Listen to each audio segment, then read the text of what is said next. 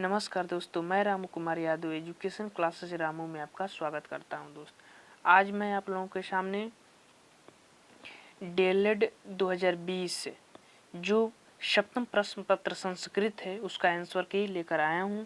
अगर ये आंसर की आप लोगों को सही लगे तो आप हमारे चैनल को सब्सक्राइब करें, जरूर सब्सक्राइब करें। तो चलिए हम ज़्यादा बात करते हुए ना सीधे हम आंसर पर चलते हैं। तो देखिए, यह सप्तम प्रश्न पत्र संस्कृत का है, प्रथम सेमेस्टर 2020 का, और संस्कृत में 1 घंटा समय दिया रहता है और पूर्णांक 25 नंबर है, जो कि 12 नंबर पासिंग नंबर लाना होता है आप लोगों को, जिसमें 5 वस्तुनिष्ठ प्रश्न होते हैं। पहले वस्तुनिष्ठ प्रश्नों की हम बात करते हैं, चर्चा करते हैं।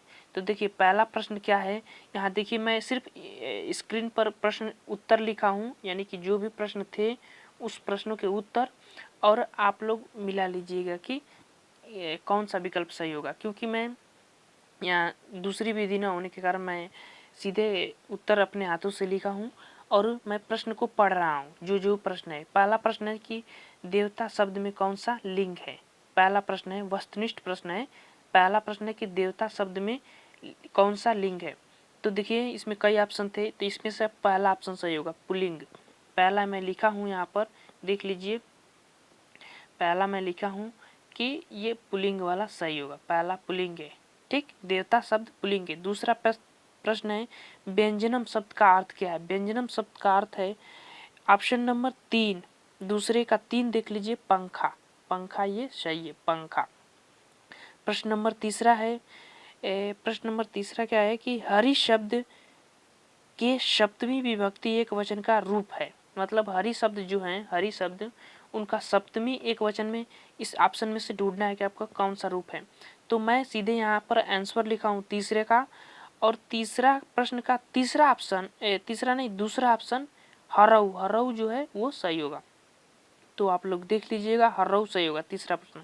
अब हम चौथा पर चलते हैं। चौथा लिखा है कि आकारांत नपुंसक लिंग शब्द है। ऑप्शन में से ढूंढना था। ऑप्शन में आपको आपके ऑप्शन में कई सारे विकल्प दिए गए थे, उसमें से जो ये चौथा विकल्प है, चौथा है नहीं, तीसरा है, तीसरा विकल्प कमल, ये हमारे तरफ से कमल जो है आकारांत नपुंसक लिंग शब्द होगा, ये वाला विकल्प कमल।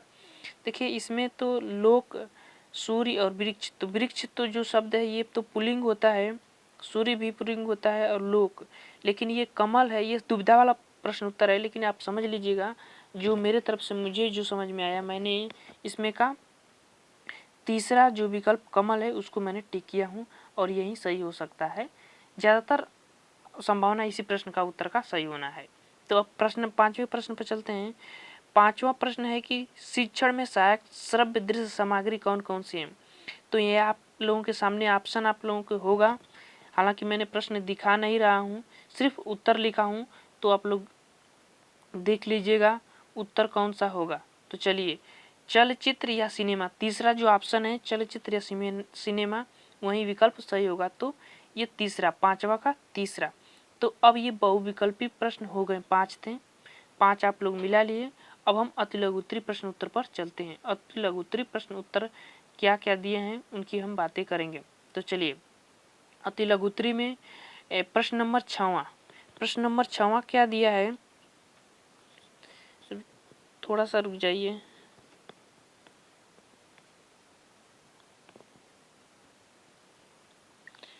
प्रश्न नंबर 6वां, चलिए थोड़ा हम प्रश्न खोल लेते हैं ढंग से।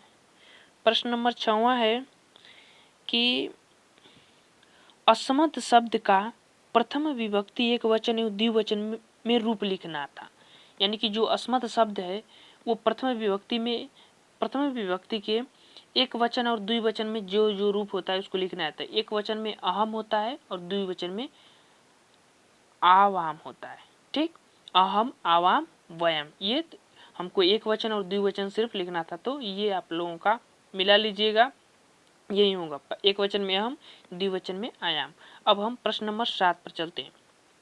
प्रश्न नंबर 7 क्या कह रहा है, चलिए प्रश्न नंबर 7 आ गया। देखिए, प्रश्न नंबर 7 कह रहा है कि रामाराम शब्द में विभक्ति में वचन लिखिए। रामाराम, रामाराम, रामाराम यहाँ लिखा हूँ मैं रामाराम। मैं ज़्यादा प्रश्न सिर्फ उत्तर लिखा हूँ, ये आप लोगों को उत्तर बताने के लिए, तो आप लोग समझ जाइए। जल्दी जल्दी में ये मैंने लिखा हूँ, जितना हो सके जल्दी इस वीडियो को बनाया जाए। तो रामाराम जो है वह षष्ठी का मैं लिखा हूँ, षष्ठी का यह बहुवचन का शब्द है। रामाराम, ये राम का रूप चलता है, उसमें षष्ठी का बहुवचन, ये रामाराम एक शब्द है, वह षष्ठी का बहुवचन है। तो आप लोग ध्यान से देख लीजिएगा, मिला लीजिएगा, ये षष्ठी का बहुवचन है। तो अब हम चलते हैं अब अगले प्रश्न पर। चलिए अगला प्रश्न क्या कर रहा है। अगला प्रश्न आठवां प्रश्न क्या है कि अहम जो शब्द है, अहम जो शब्द है उसका प्रथम विभक्ति एक वचन एवं द्विवचन का रूप लिखिए। यानी कि अहम है, हाँ गलत, सॉरी ये प्रश्न मैंने गलत पढ़ दिया, फिर से पढ़ रहा हूँ। आठवां प्रश्न, अहम कर्ता के साथ किस पुरुष व वचन का प्रयोग होता है।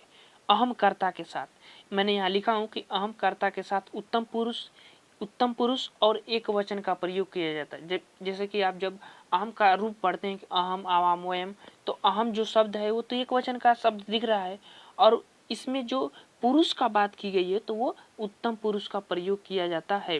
तो ये ध्यान से देख लीजिएगा, आप लोग मिला लीजिएगा, ये उत्तम पुरुष का प्रयोग किया जाता है। ठीक, अब अगला प्रश्न, नौवां प्रश्न क्या कह रहा है देख लेते हैं। नौवां प्रश्न है, थोड़ा सा रुक जाइए। नौवां प्रश्न है कि बालिका शब्द का तृतीय विभक्ति द्विवचन एवं बहुवचन का रूप लिखिए। बालिका जो शब्द है उसका तृतीय विभक्ति में लिखना है, द्विवचन एवं बहुवचन का रूप। तो मैंने लिखा हूँ कि बालिका शब्द का तृतीय विभक्ति में द्विवचन में रूप होता है बालिकाभ्याम, और बहुवचन में बालिकाभ्य। ठीक, तो याद रखिएगा, बालिकाभ्याम और बहुवचन में बालिकाभ्य। प्रश्न नंबर 10 पर चलते हैं जल्दी जल्दी में, ये ध्यान में रख लीजिएगा, और प्रश्न नंबर हम 10 पर चलते हैं। चलिए, प्रश्न नंबर 10 में कुछ शब्द दिए गए हैं, उनका संस्कृत में नाम लिखना था। अब मैं प्रश्न को पढ़ नहीं रहा हूँ, सीधे जो शब्द है उनके संस्कृत में नाम। तो देखिए, तो आम का आम्रम, एक रसाल भी होता है, तो ये भी कोई आम्रम चाहे लिखें चाहे रसाल लिखें, दोनों में से कोई शब्द लिखेंगे तो आपको मान लिया जाएगा कि आपका संस्कृत में नाम लिखे हैं आम का। दूसरा अमरुद को अमरलम और पेरुफलम, ये दो शब्द हैं। और एक दृढ़ बीजम भी होता है, ये भी याद रखिएगा, दृढ़ बीजम भी होता है, पेरुफलम भी होता है, आम्रलम भी होता है। तो ये अमरूद का संस्कृत नाम है। केला का कदली फलम होता है, ये भी देख लीजिएगा। अनार का दाडिमम या डाडिमम, ये दोनों में से कोई भी शब्द हो सकता है, होता है। अब ये हो सकता नहीं, होता है, क्लियर, आप कोई भी शब्द लिख सकते हैं। ठीक, अब संतरा का नारंडनम, ये संतरा का संस्कृत शब्द है। ठीक, अब प्रश्न नंबर हम 11 पर चलते हैं। प्रश्न नंबर 11 में एक शब्द लिखा था, विद्या धनम सर्वधनम प्रधानम। इस शब्द का संस्कृत हिंदी में अर्थ लिखना था। तो इसका अर्थ होता है कि विद्या धन समस्त धनों में सर्वश्रेष्ठ धन होता है। देखिए, विद्या ऐसी धन होती है, न तो कोई उसको चुरा सकता है या आपसे छीन सकता है, इसीलिए विद्या को सभी धनों में है, यानी कि कोई भी धन व्यक्ति के पास हो, उस सभी धन में सर्वश्रेष्ठ धन माना जाता है।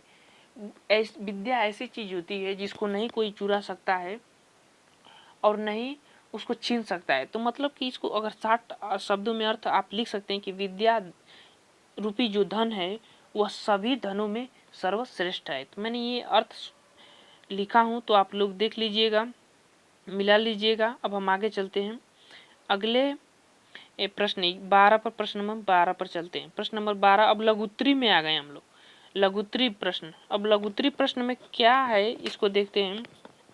तो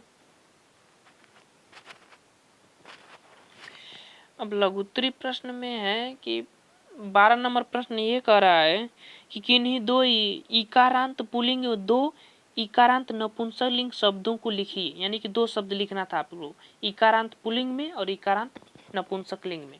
तो पुल्लिंग में मैंने मुनि और हरि को लिख दिया हूँ, और नपुंसक लिंग में मुझे एक शब्द पता था वारी, जिसको जल कहते हैं, ये नपुंसक लिंग में आता है, और एक शब्द मुझे पता नहीं है, वो अपने मन से लिख लीजिएगा। अब आगे 13वें प्रश्न पर चलते हैं। 13वां प्रश्न करा है अव्यय। अव्यय की परिभाषा देना है। तो देखिए यहाँ मैं लिखा हूँ कि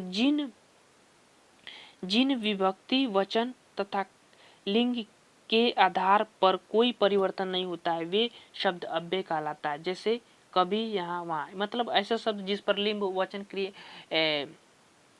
वचन और विभक्ति का कोई प्रभाव नहीं पड़ता है, मतलब उनसे कोई उसका परिवर्तन नहीं होता है, तो वही अव्यय कहलाते हैं। ठीक, तो इतना आप लिख सकते हैं। अब आगे चलिए प्रश्न नंबर 14। प्रश्न नंबर 14 क्या कह रहा है?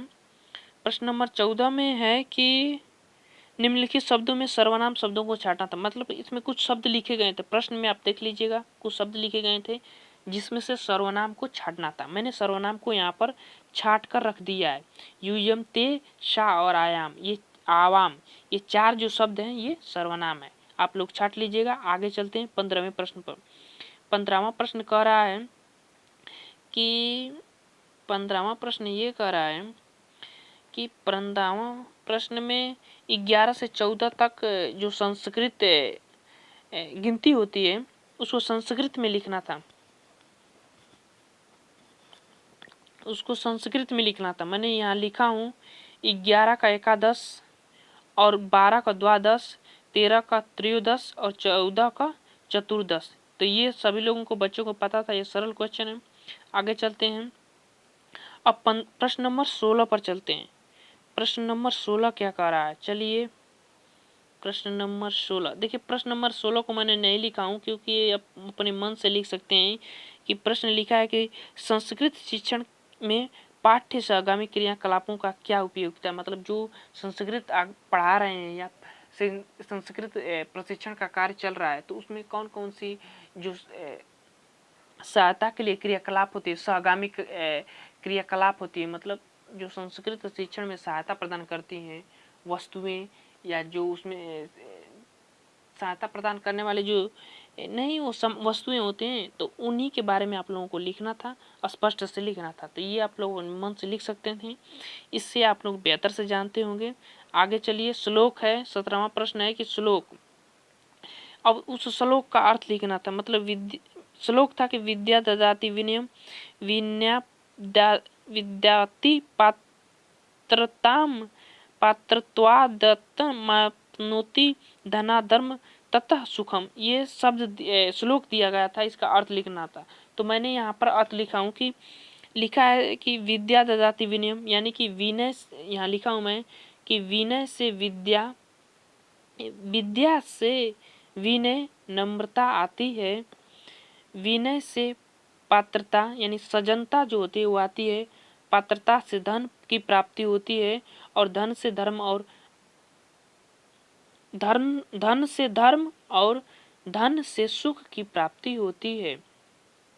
तो ये मैं श्लोक का अर्थ लिखा हूँ, आप लोग ध्यान से देख लीजिएगा कि विद्या से विनय, नम्रता जो होती है, विनय मतलब विनय को नम्रता भी कह सकते हैं। नम्रता यानी कि अगर इन दोनों शब्दों को जोड़ते, विनम्रता मतलब एक विनम्र व्यक्ति आती है, उस व्यक्ति के अंदर नम्रता आती है दूसरों को देखने के प्रति, और विनय से पात्रता यानी सजनता आती है, कोई अच्छे व्यक्ति की बात हो रही है, और पात्रता से धन की प्राप्ति होती है। पात्रता मतलब सजनता से आपको धन की प्राप्ति होती है, और धन से धर्म और धर्म से सुख की प्राप्ति होती है। तो ये श्लोक का अर्थ था, आप लोग समझ गए होंगे। मिला लीजिएगा आप लोग क्या लिखे थे। और प्रश्न नंबर 18, प्रश्न नंबर 18 में कुछ वाक्य दिए थे और उनका संस्कृत में आप लोगों को अनुवाद करना था। तो पहला था कि राम पुस्तक पढ़ता है। राम पुस्तक पढ़ता है, संस्कृत में इसका क्या होगा कि रामः पुस्तकम पठति। वे सब फल खाते हैं, तत्ते फलम खादति। ये इसका संस्कृत में अनुवाद होगा। तुम दोनों विद्यालय जाते हो, युवाम विद्यालय गच्छत।